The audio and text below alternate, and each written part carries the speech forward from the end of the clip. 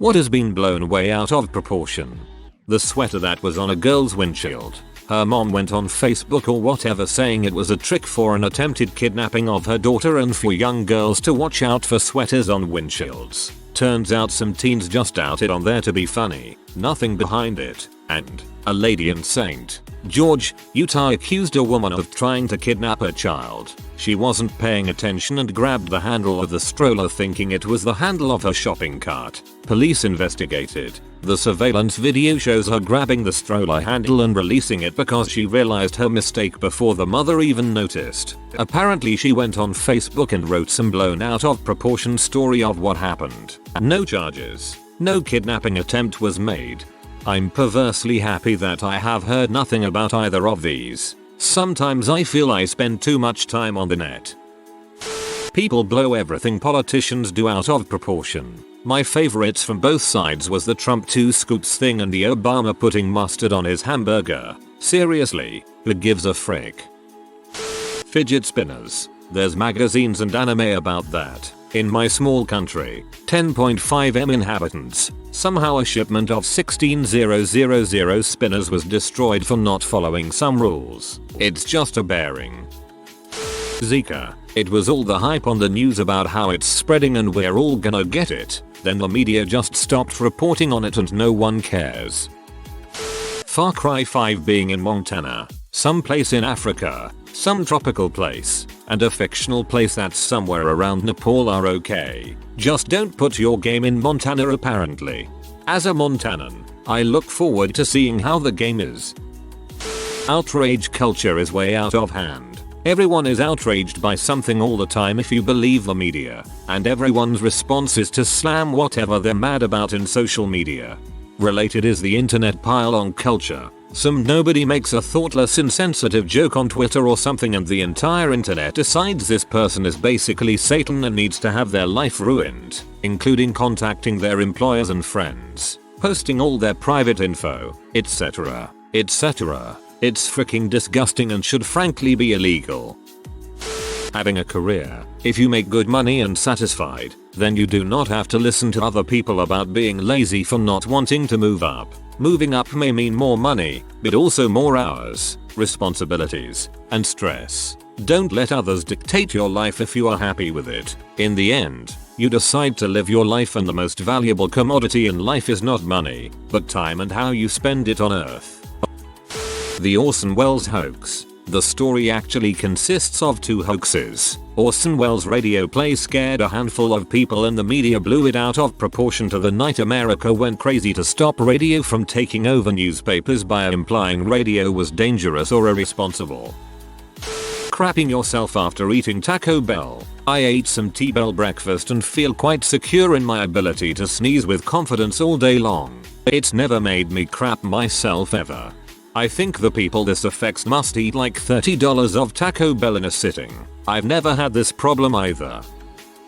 Politics in America. People get physically and verbally attacked because of their views. Both sides. Sad that I feel the need to clarify that. Why can't we just discuss our differences and get along? Edit. I understand that people are upset. I just feel like violence isn't what is going to stop the hate that people hate. If you attack someone, they will just want to disagree with you more. If you respectfully argue with someone, they will listen to what you say and you might even get a new person to join your cause. You also might learn something, again, that goes for both sides. Because the others are wrong. The amount of relevance the federal government actually has in everyday lives of most Americans, relative to what states and cities can accomplish. Any new trend. For example, fidget spinners. They are essential harmless right that won't stop some people to treat like it's one of the 7 plagues of Egypt. They are so stupid, OMG, why are you using them? It'll break your ribs. Previously it was selfies, they still are in many places. Selfie sticks, vaping, etc. Like, why do people care so much? This happened with Pokemon Go really bad as well. I'm 23 and played it for at least a few months. Some people would like flip out at me and give me so much crap for playing it, and I'm just like, sorry, I'd rather be out doing that than sitting at home watching Bob's Burgers for 6 hours at a time. Gender neutral washrooms. We've had them in my area for a very long time. You go in there to pee, you wash your hands, you leave. Nothing ever comes of it beyond a lot of people have a safe place to change their kids. For example, a dad with a little daughter, and couples can watch out for each other. Gender neutral bathrooms were around for a lot longer than gender specific ones. The 2 scoops of ice cream balls. I've got a gallon in my freezer. That's more than the president has. Checkmate, atheists. Wait, what's going on with this ice cream scandal? I haven't heard of this yet. Cultural appropriation.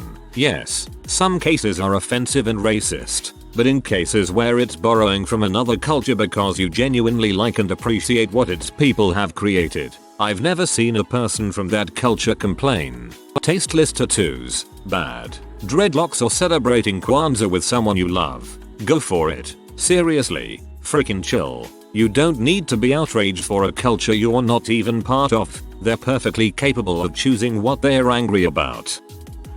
The threat of terrorists like ISIS. Headlines read ISIS strikes a concert, killing dozens, but the subtext is ISIS, a terrorist organization that's been around for multiple years and hasn't successfully achieved anything of note in their existence. Once again took months on end to carry out an attack that required 5 seconds of planning, a makeshift bomb or a functioning car. They managed to kill a group of unarmed people at an insecure site, a feature that can be duplicated by literally anyone with motor skills. They've managed to date to kill no political power or breach any fortification more secure than a town bank. While people are right to mourn the loss of their loved ones, understand that ISIS's power is a joke and their complete incompetence in carrying out terrorist attacks should be a sign that their terror is a fad whose death is inevitable as fidget spinners.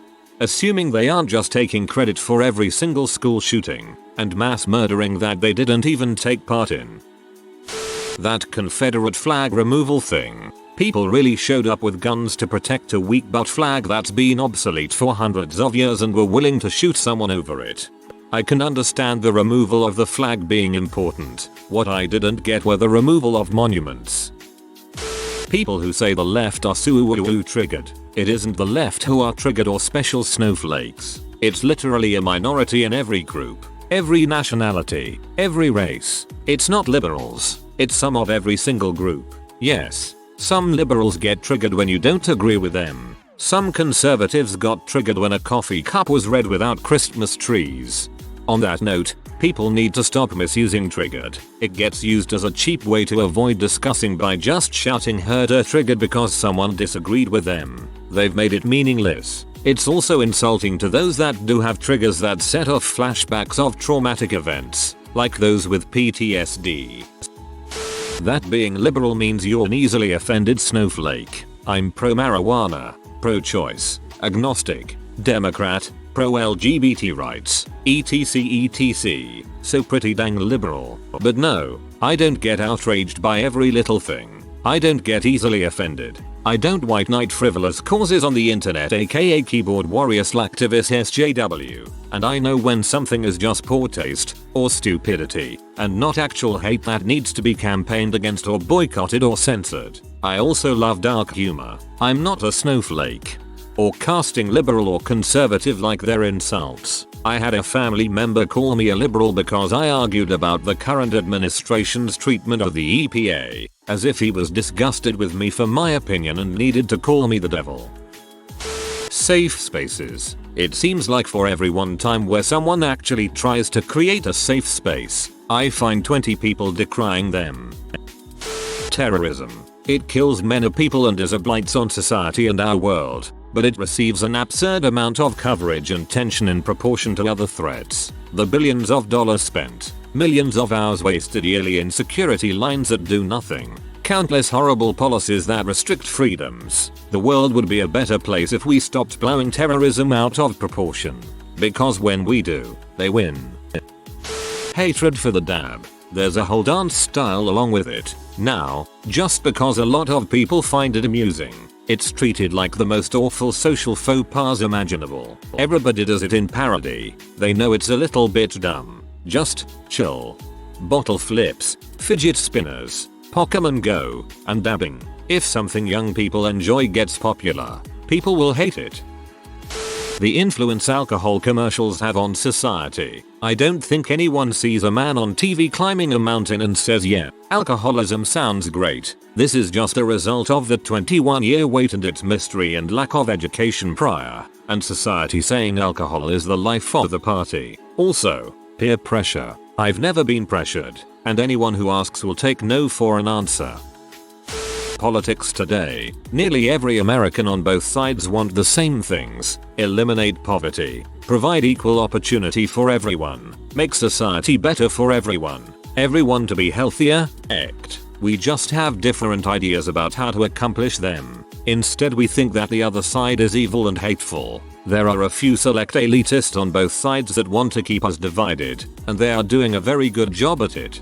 Also, both sides have different worldviews in what makes society better, what causes poverty, and what equality, equal opportunity or equal outcome would look like.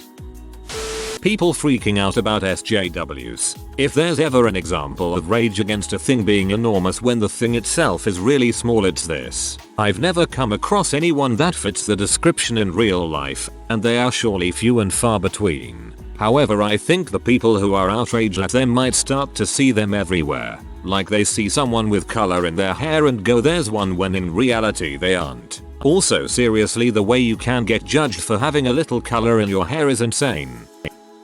Everyone freaking out about MRSA. MRSA simply means methicillin-resistant Staph aureus. It means that it's a pathogen that has resistance to common antibiotics. Contrary to popular belief, it does not mean that the pathogen is resistant to all antibiotics. While working in a hospital, you wouldn't believe how many colleagues say crap like, you better hope that you don't catch that guy's MRSA. If you do, no antibiotics will work and your arm will fall off. Nope, we just have to treat your infection with Bactrim, Vanco, or linezolid instead. How people see Trump. There's always that one person who exaggerates either about how bad or how great he is. Ever since he and Hillary came into the light of 2016, the public was either you love him her, or you hate him her. We've truly been divided, or was it always that way? Cultural appropriation. I'm a diehard liberal, and I back pretty much every cultural issue. Cultural appropriation is a problem, mostly in terms of dickhole frat bros bastardizing cultures that are legit fascinating. But like most things, some people take it way too far. Like some girl I know told me I couldn't say you because I was stealing from black culture. Mother, that's how culture works. It's a big ol' melting pot, and I love black culture for creating things like that. I hate it only when other people do it. Terrorism. Sometimes literally, it's hysterical how much drama there has to be, solely because something is branded terrorism. But when there's a school shooting, serial car crash, collapse of a building, food poisoning, or just governments trying to impose authoritarian mass surveillance laws, there's nothing in the media about it. No cries of terror, no sympathy speeches from politicians or the public, no nothing, even during large murder cases. Hence people get so worked up about lots of people dying. Most of the time it's not even a lot of people dying, especially not over a longer time scale. Yet it takes up the most attention and causes the biggest policy shifts. That's weird, really. Imagine if when there's a conventional terrorist attack, as in, not 9/11, but more like what happened in the UK, and it wasn't called terrorism, but just something more pedestrian. Maybe it would be different then and more rational responses could be made. If you are new to the channel, you can subscribe. I publish new videos every day. Until then, check another video.